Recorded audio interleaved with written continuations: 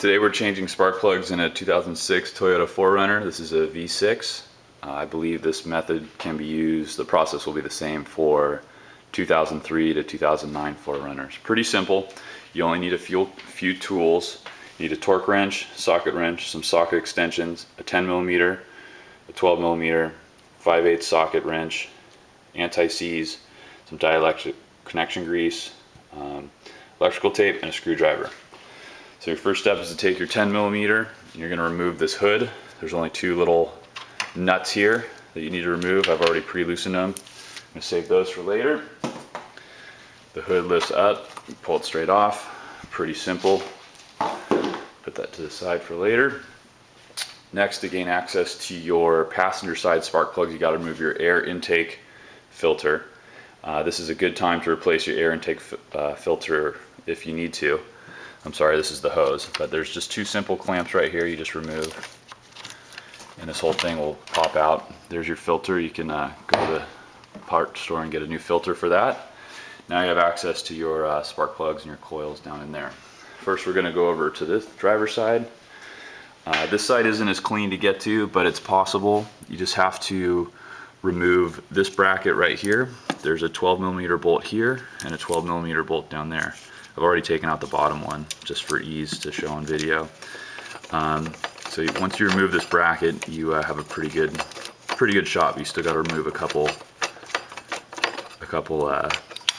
hoses. So move that to the side.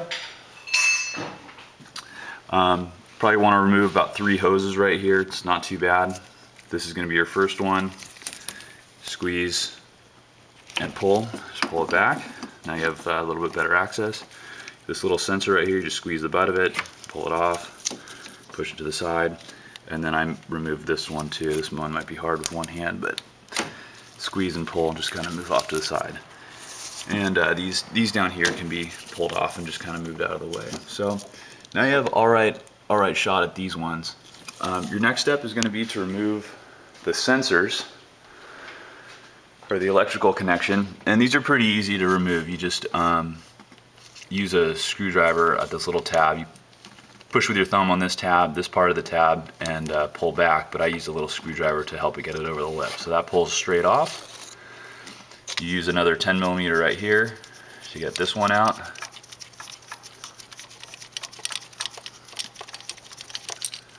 Save that. And then your coil will come straight out. So what I did when I took this out was I actually used a little bit of dielectric grease and a Q-tip and put some inside, and then also lubed the boot right here. I cleaned the boot, the rubber boot, and put a little bit of silicone grease on there too, just keep it healthy. So now your spark plugs down in there, and you're going to want to use your spark plug socket onto on the passenger side. You need a 12-inch extension, and on the driver side you're going to want to use both extensions because it's a little tight. So use your electrical tape to tape your socket onto the extension so you don't lose it in there. So the passenger side is pretty self-explanatory. You just unhook those 3, unbolt those 3, pull them out, screw them out. Be sure not to misthread the new spark plugs on the way in. These ones are basically the same. You're going to remove this bolt. I've already removed it to show you. Remove this bolt and remove this bolt. Again, disconnect the sensor. I had pre-disconnected it, so it's not that easy. Shouldn't be that easy. And pull out your coil. And basically same shot. So when you go to put it all back together, which is where I'm at right now, you're going to want to put your spark plugs in. I believe the specs say 15 foot-pounds, but if you just give it a little bit beyond a good wrench, you should be all right. And new spark plugs, put them back in, put the coils in after lubing the coils with that grease.